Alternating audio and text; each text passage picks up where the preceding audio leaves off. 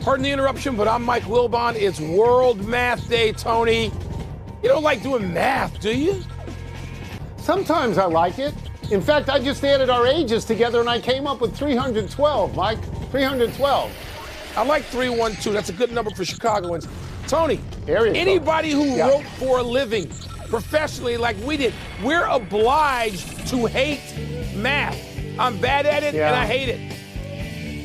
I am bad at it and I hate it. It taught me two things: figure out batting average and figure out ERA, and other than that, it was useless to me. Welcome to PTI, boys and girls. In today's episode, Damian Lillard goes out, Alex Ovechkin scores again, and Tim Kurkjian joins us ahead of baseball's opening day. But we begin today with the NFL and free agent signings.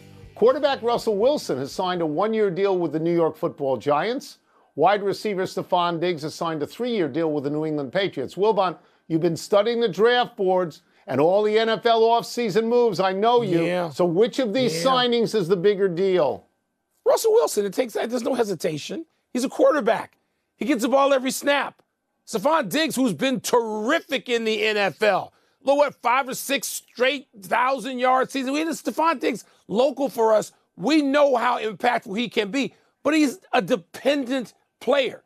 And he's dependent in a situation we don't know. While the New England Patriots seem to have a fine young quarterback, we don't know that for sure. Russell Wilson is at least going to start the season getting every snap until he's injured. I hope he's not, or benched and replaced by Jameis Winston. It's Russell Wilson. And by the way, Tone, I don't know that either of them will have actual impact anymore. You get to a point in football where injuries start to, make you decline from the form that might have been a Hall of Fame form for each of these gentlemen when they were in their 20s. But now I think we're going to wind up with Russell Wilson saying every week people are going to be looking at, because he's in New York, is Russ going to turn the Giants around? If he has 2 good games in a row, people are going to go crazy and start comparing him to some Eli Manning season. But ultimately, it's going to be like, 8-9 or 9-8, if that. It's not even going to be that. And I would say to you from the top, I don't believe that either of these signings is important at all.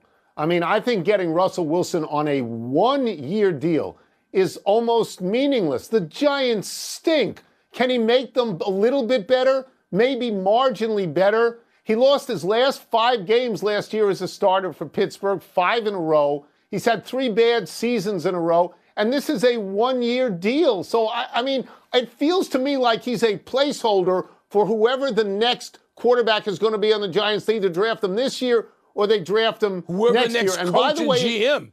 Whoever the next coach well, that's what I'm going to get to. Because if they win 3 or 4, which is what people think, everybody's out. GM is out, coach is out, quarterback is out. So by default, I think it's Stephon Diggs. And now he's going to be on his 3rd team in 3 years. And as you alluded to, as good as he is, he gets hurt a lot lately. And he's probably closer to his prime, than Russell Wilson is. But they stink too. New England's a terrible team. New England won 4 games last year. The Giants won 3. So it's essentially a coin flip. We're a long way from Tom Brady against Eli Manning for those teams, right? I know you don't want to hear this. The only free agent signing that means anything is Aaron Rodgers now. We're talking about this today because it's a slow news day. He didn't mean anything either, because he'll be wildly overstated. If we had Sweet 16 games last night, these 2 people wouldn't be in the show. Let's move to the NBA. Milwaukee's point guard Damian Lillard will be out for an indefinite amount of time because of deep vein thrombosis in his right calf. This is a blood clot situation, perhaps similar to the one that has sidelined Victor Wembanyama for the rest of this season. Wilbon, what does this mean for Lillard and for the Bucks? Well, I know, Tony, I get a sense from talking to people around the league that the Bucks are more optimistic.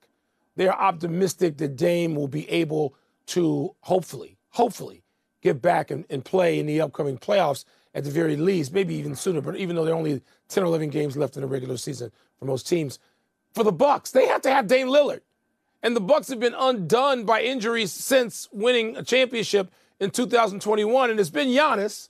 I mean, essentially, it's been Giannis multiple times, even though brief injuries in the postseason, missed 2 games in the playoffs. Oops, they're down in the series. They can't come back.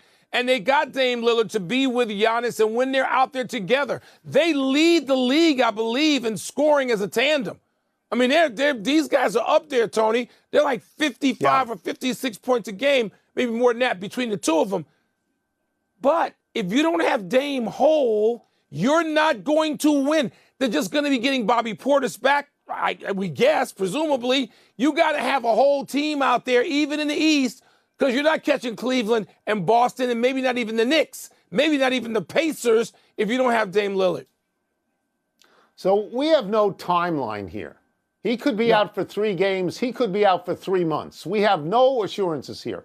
I'm going to go differently than you, and I'm going to assume it's going to be longer rather than shorter. And if that is the case, it's a terrible blow to Milwaukee because he is their second leading scorer. He's getting them almost 25 points a game. Where are they going to get that from? Sidney Moncrief is not walking through that door. And in terms of what happens personally here, if I'm not mistaken, Dame Lillard will be 35 years old this summer. That is the end of middle age, maybe the beginning of old age in the NBA. He has never won a ring. He has never been to a finals. He has been to 1 conference finals with Portland in 2019 and got swept out. So if this is a lingering, debilitating injury, Mike, this could be the end of his career. I'm not saying the Bucks are really good right now, but after the 2-8, there's something like 38-23. But you take him out, they're done. It's not sustainable. Gotta have him. That's why they went and made that deal. And Dame Lillard still has that kind of impact. We see when they got to those conference finals about 6 years ago, got swept by Steph Curry and Klay Thompson and Draymond and the Warriors. I mean, Dame was what that team had. And so now he's trying to make that push to get to that finals that you mentioned he hasn't been to yet. And I hope we see him out there. And now to the NHL. And last night's matchup between the top 2 teams in the NHL. The East leading Washington Capitals pushed the West leading Winnipeg Jets to overtime when Alex Ovechkin scored from essentially his spot with 4 minutes to play in regulation. But the Jets won on a partial breakaway in OT. So, Tone, is the headline, the Jets winning this game or Ovechkin scoring a goal in this game? So you're asking me to put on the newspaper sports writer hat that both of us have worn for many years, and I will do that. And so I will say that this is a possible preview of the NHL Stanley Cup Final because Winnipeg is ahead in its conference and Washington is ahead in its conference. This is the second and last regular season game they will play, and both games went to overtime, and Winnipeg won both games. So under normal circumstances, I would tell you the headline is Jets beat Caps again. Are they the Stanley Cup favorite? But these are not normal circumstances, okay? Because the Great 8 is now, I think, 5 goals away from tying the Great 1 and 6 goals away from breaking the record. Wayne Gretzky, Bobby Orr notwithstanding. Wayne Gretzky is the greatest hockey player who ever lived. He is Babe Ruth. And his goal-scoring record, much like Ruth's home run record, is something that people thought was unapproachable. And now Ovechkin is breathing down his neck. So if I'm a sports editor, Mike, as soon as Ovechkin got to within 10 goals, every single time he scores, that's the headline. That is sports journalism 101. And if I was the editor, I would pick up the phone and call you in the press box like George Solomon might in the old days call you and me. And I would say, hey, get me rewrite, son. Come on, Tony. I knew you were going to take the homer route. If you're writing that for the Washington Post, it is Ovechkin. Everybody else, it isn't. Here's why. It's inevitable. It's like, oh, will Steph Curry get 4,000 of this? Will LeBron James get 50,000 of that? These countdowns are essentially worthless. They don't sell newspapers. They don't get eyeballs. They satisfy a sycophantic sort of section of the sports fandom. Unbelievable. The story is the Winnipeg Jets staying ahead of the Capitals. They'll get home ice. It's inevitable. We have time. We have time on that story. There's no urgency on that story. There's urgency on Ovechkin. And for you to poo-poo this and say it's inevitable, it wasn't inevitable for anyone else ever. And it wasn't inevitable until a year ago, or maybe even this year. Good, so let's celebrate it. Let's take a break. Get me rewrite. Coming up, Mookie Betts returns for the Dodgers. What else do they have to be concerned about ahead of tomorrow's official opening day? We're going to ask Tim Kirkchin. We'll also ask him about the kid the Astros got from my Cubs, who's going to start in right field, even though he's only had 32 games in the minors. What did you ever have to rewrite? You ever have to rewrite a big thing on deadline? He's breaking Babe Ruth's record, like Henry Aaron did. You didn't poo-poo that. Don't poo-poo this. It's fantastic. Come on now. It is fantastic. It ain't Ruth. It is fantastic. It's great. It's an important record. It is. It's an important record. Actually but is it's Ruth. inevitable. It's Ruth.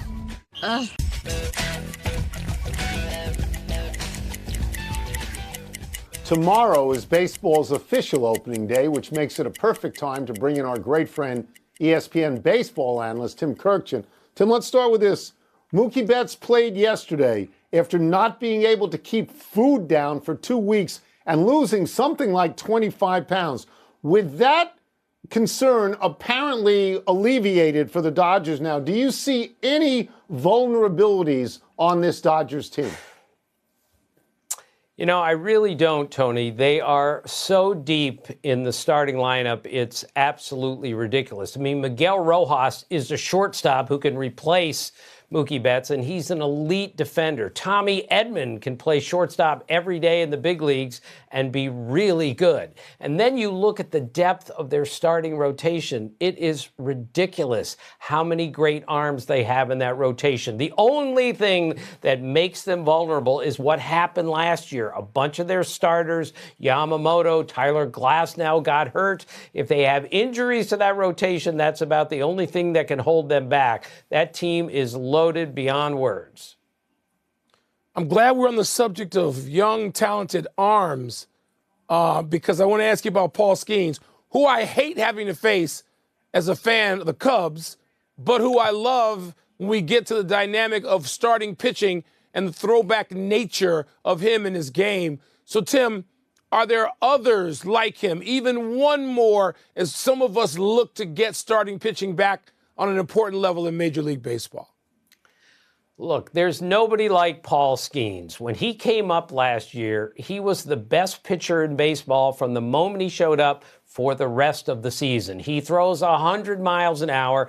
He's gigantic. He's imposing. He's really smart. He's wildly competitive.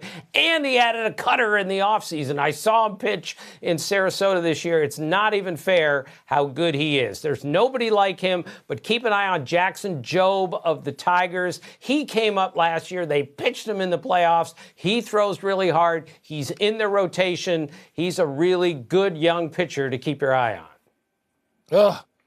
That's good again, and it's not so good to be a Cubs fan, which is going to lead me to something else.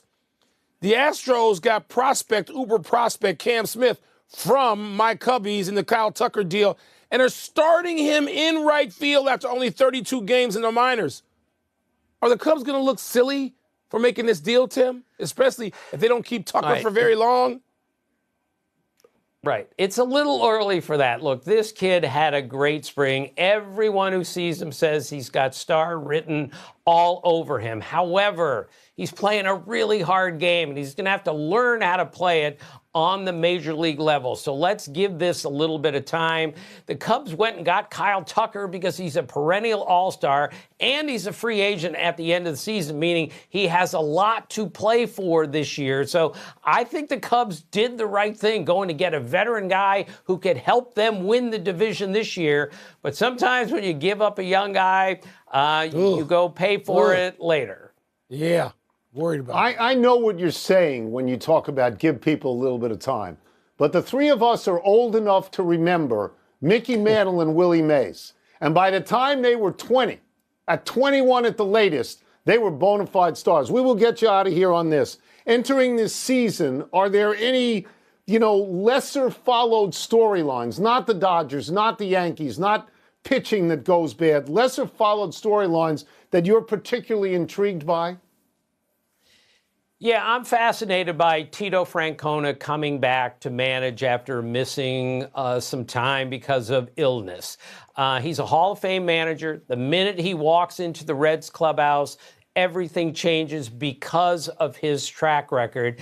They have a really interesting team there. Ellie De La Cruz, their everyday shortstop. Never seen anybody like him. That big, that fast, that strong. And 4 times early in spring training, Tito told me, Ellie De La Cruz just came into Tito's office, sat down, and wanted to talk to the manager about baseball. I think that's a really encouraging sign. I think the Reds are that one team you can look at and say, hey, they may be the dark horse team that comes from not nowhere, but makes the playoffs. Thank you as always, Tim, and I know you're thrilled that baseball is starting for real. Play ball. Well, when the games matter, everything changes. Can't wait. Let's take one last break. Still to come, a TGL moment even Wilbon might appreciate. You better try really hard. Real hard. It's like baseball in March. I don't like that either. Are the Lakers going to fall for the 4th straight time tonight after getting blowed out in the previous 3? If this moment is the putt from last night, it's unbelievable how the putt takes a turn about a foot from the hole. I mean, it's going the other way. It's just really fabulous. If that's it, I don't.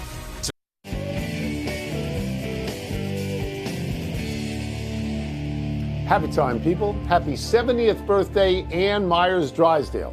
Wilbon, you talk about the great women basketball players from an historic view. You always mention Cheryl Miller, and you also always mention Annie Myers. Like Miller and her famous brother Reggie, Myers had a famous brother David, who was a star at UCLA and a fine NBA player. Dave Myers was once traded as part of a package for Kareem Abdul-Jabbar.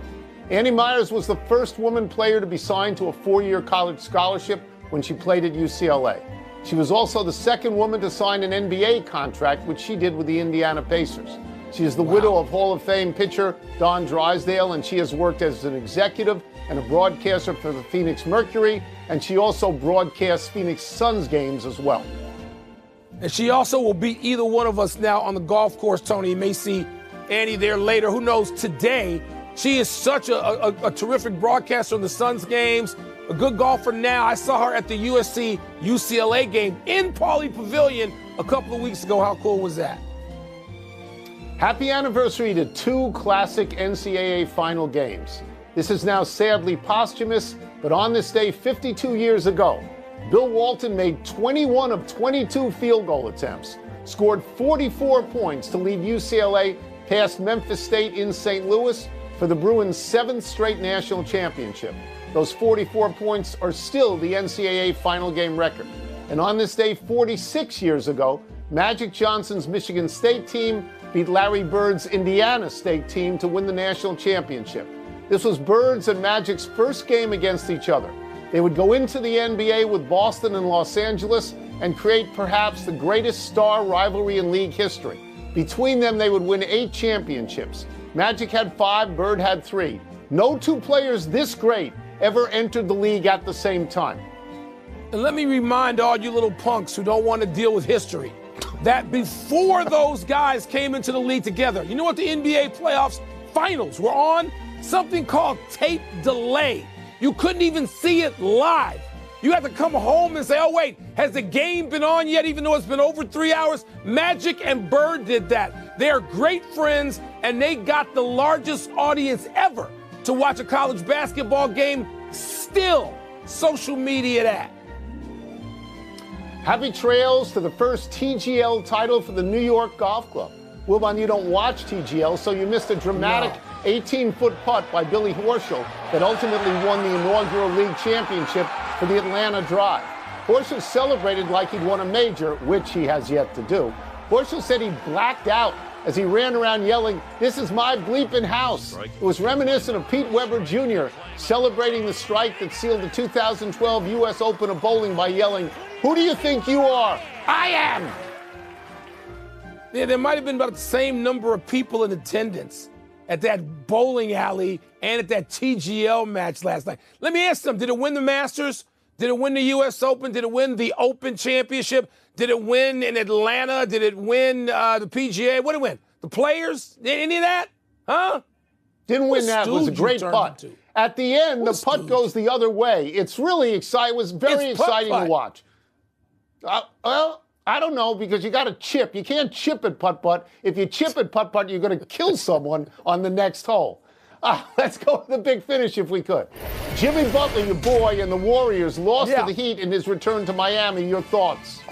There was no Steph Curry. I think he'll be back the next game or either the one after that. They need him back because I think they lost 3 or 4 now. They need Steph Curry and Jimmy Butler, not either or. 19-year-old Filipina Alexandra Ayala beat Iga Swiatek to make the semis of the Miami Open. Is that a big deal? Look, beating Swiatek is a big deal, but to quote you from 20 seconds ago, is it the U.S. Open? It's the Miami Open. Is it the British Open? Is it, is it Wimbledon? What is it? You got to do it in an Open. And, in a major. Yep. Gary Danielson, who I love, he's going to retire as CBS's lead college football analyst after the upcoming season. Your reaction? That makes 2 of us. I get it. He's earned the right, but I love hearing Danielson on a Saturday afternoon. Big Ten boy at that, too, at Purdue, Tony. Richard Pitino reportedly leaving New Mexico for Xavier. Phil Martelli Jr. expected to leave Bryant for Virginia Commonwealth. What's the bigger deal? Richard Pitino gets a coach against his dad in the Big East. That's a bigger deal. That'll be fun. Last one, Lakers and Pacers tonight. We're out of time. Will the Lakers lose their 4th in a row? Yeah, Pacers stay hot and go for 6 straight tonight, Tom. Out of time, as I said. Try to do better next time. I'm Tony Kornheiser. I'm Mike Wilbon. Same time tomorrow, Knuckleheads. Congratulations to Northwestern women's basketball coach Joe McEwen. Tony and I are resentful you're retiring. We're going to have one more good season before you go. Now, in our PTI bonus topic. All right, Wilbon, which matchup are you most looking forward to in the Sweet 16? Tony, I don't have one. And I think these are really attractive Sweet 16 matchups. And let me start from the top. I mean, BYU, Alabama, 2 high-octane offenses. Alabama led the country most of, if not all, the year in scoring. BYU's like a top 25. Maryland and Florida has a little personal stuff for us, each of us living about 10 miles from the College Park campus in Florida, a top seed. I mean, those 2 teams playing well. I'll be at Arizona tomorrow in Tucson as they prepare to play Duke. And I'm excited to see what that feels like at the University of Arizona and how excited they are. Also, Kentucky's beaten Tennessee twice. Interested in that. Yeah. But I'm Purdue-Houston. I think fewer people know about Purdue than any of the teams in the Sweet 16. There's no more Zach Edey. I think Purdue, who's on Purdue? Purdue's pretty good, and they got holdovers from a team that played in the national championship last year. I'm interested in that, too, for that reason. So you mentioned there are 8. The question was, which one matchup are you most interested in? And you mentioned 5 out of 8. I don't have You have 5 out of 8. So that gives me the license to mention multiple ones as well, and I've written them down as you have. Maryland, Florida interests me in this regard. Maryland was very fortunate to beat Colorado State. Last second shot, guy takes 3 steps, makes the shot, great shot. Florida, which I thought was the best team in the country going into this thing, fortunate to beat UConn. Should have lost. Down in that game a lot to UConn. Could very well have lost that game. So I would like to see that one. I am interested in Kentucky, Tennessee for the same reason you are. They've played twice already. Kentucky's won twice, and it's the same conference. And that is a war that happens on a basketball court that you want to see. I'm also interested in Michigan and Auburn. Michigan upset a number 4 seed, Texas A&M, and they were down for a lot of that game. And Auburn, which is a number 1 and maybe the overall number 1, walked into this tournament having lost a bunch of games. If you watch the shows where they say who's on upset alert, everybody says Auburn. It's always Auburn. So this is it's a critical test for Auburn. And so those are the games that I find myself most interested in. But I know, because my daughter-in-law is a Dookie, I'm going to watch the Duke game no matter what. I'm going to watch it. Sure. Well, it would sort of be cool for me if Michigan, a Big Ten school, took out 2 SEC teams in a row, except I never root against Auburn because of our friend Charles Wade Barkley. I am not rooting against Auburn. I will probably text Charles several times as he sweats out that game this weekend. Tony, those are some really appealing Sweet 16 matchups. That's it. We're done. Back to you.